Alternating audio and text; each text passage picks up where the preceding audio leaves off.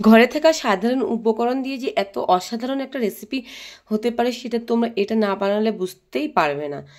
তো চলো দেখে নেওয়া যাক। এক নিমেষে এক থাল ভাত কিন্তু এটা দিয়ে শেষ হবেই হবে, আমি কথা দিচ্ছি। তো চলো, প্রথমে আমি একটা বাঁধাকপি নিয়ে নিয়েছি, এখানে দেখতেই পারছো একটা মিডিয়াম সাইজের বাঁধাকপি নিয়ে নিয়েছি। তোমরা তোমাদের প্রয়োজন অনুসারে সাইজ দেখে নেবে, আমি দেখো ভালোভাবে দেখিয়ে দিলাম। তো এখন এটাকে আমি ভালোভাবে কেটে নেব, জিরি জিরি করে, যেমনটা আমরা কেটে থাকি ভাজা বা তরকারি করার জন্য, ঠিক তেমনভাবে কেটে নিয়েছি পুরো বাঁধাকপিটাকে।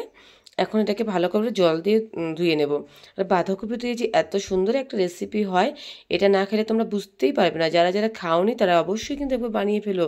আর আমার এই চ্যানেলটাকে একবার সাবস্ক্রাইব করে দিও। যারা ইউটিউব থেকে দেখছো আর ফেসবুক থেকে দেখছো তারা সবসময় পাশে থেকে এরকম আরও নতুন নতুন রেসিপি দেখার জন্য। তো প্রথমে ধুয়ে কড়াই বসিয়ে দিয়েছি। কড়াইয়ে কিন্তু আমি কিচ্ছু দিইনি, শুধু বাঁধাকপিগুলো দিয়ে দিলাম। এখন এটাকে একটুখানি সামান্য জল দিলাম, খুবই সামান্য জল আর কি, 1 কাপেরও কম জল দিয়ে 5 মিনিটের মতো আমি এটাকে ঢাকা দিয়ে সেদ্ধ করে নিলাম। আর সামান্য একটু লবণও দিয়ে দিয়েছিলাম এর মধ্যে, কিন্তু যাতে তাড়াতাড়ি বাঁধাকপিতে মজে যায় সেজন্য।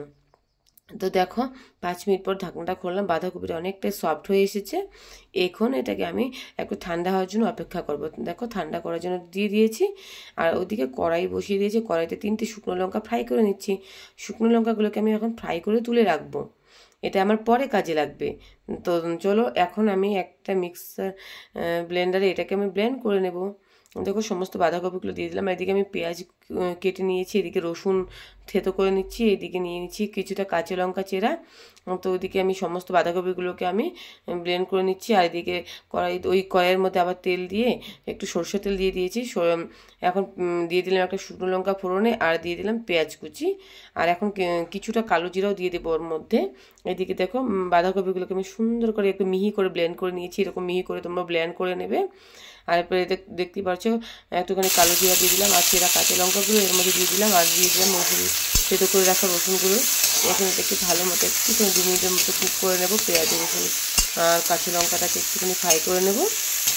দেখতেই পাচ্ছ আমি কিন্তু কি বানাচ্ছি, তোমরা তো হয়তো বুঝেই গিয়েছো অনেকেই, যারা যারা বানিয়েছো আগে।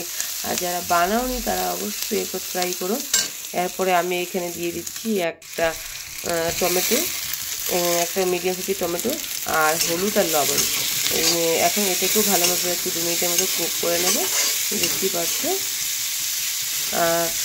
এখন এটার নাম হচ্ছে বাঁধাকপির ভর্তা। তোমরা কি যারা যারা বানাওনি তারা অবশ্যই একবার বানিয়ে দেখুন।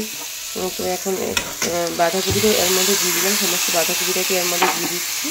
দিয়ে এটাকে একটু ভালোভাবে নাড়াচাড়া করে মিশিয়ে নিচ্ছি সমস্ত উপকরণগুলোর সাথে। খুব সামান্য উপকরণ দিয়ে, ঘরে থাকা উপকরণ দিয়ে কিন্তু রেসিপিটা হয়ে যায়। সবসময় একঘেয়ে বাঁধাকপি কিন্তু খেতে ভালোও লাগে না। আর সিজন তো চলে গেলে তো আরোই ভালো লাগে না। তো যাই হোক, দেখো বাঁধাকপিটাকে সুন্দরভাবে আমি কুক করে নিচ্ছি। আর ভর্তা মানে বোঝোই তো, একটু ধৈর্য সহকারে একটুখানি কুকটা করতে হয়। ধৈর্য সহকারে রান্না না করলে ভর্তার টেস্ট কিন্তু কিছুতেই পাবে না। আর একটা কথা খেয়াল রাখবে, ভর্তার মধ্যে যে কোনো ভর্তাই হোক না, একেবারে জল যেন না থাকে, একটুও যেন জল না থাকে, এইভাবে তোমাদের রান্নাটা করতে হবে। তো দেখো আমি আমার রান্নাটা দেখতেই পাচ্ছি একদমই জল নেই, একদম পুরো শুকনো শুকনো আছে। সেই জন্যই বললাম যখন পেস্ট করবো তখন জলটা না ব্যবহার করাই ভালো, নাহলে তোমাদের ভর্তাটা তৈরি করতে অনেকটা টাইম বেশি লেগে যাবে সেই জলটা শুকোতে গেলে। আর একটা কথা, আমার পটলের ভর্তা রেসিপি একটা রয়েছে আমার চ্যানেলে ফেসবুকে, সেটা আমার প্রায় মানে 5 ভিউজ হয়েছিল একটা লং ভিডিওতে। তখন আমি চ্যানেলটা নতুন শুরু করেছি, সেটা একবার দেখে নিতে পারো। তো দেখো আমার রান্না করতে করতে কালারটা কতটা চেঞ্জ হয়ে এসেছে তোমরা দেখতেই পাচ্ছ। এখন এটাকে আমি গ্যাসটাকে অফ করে দিচ্ছি।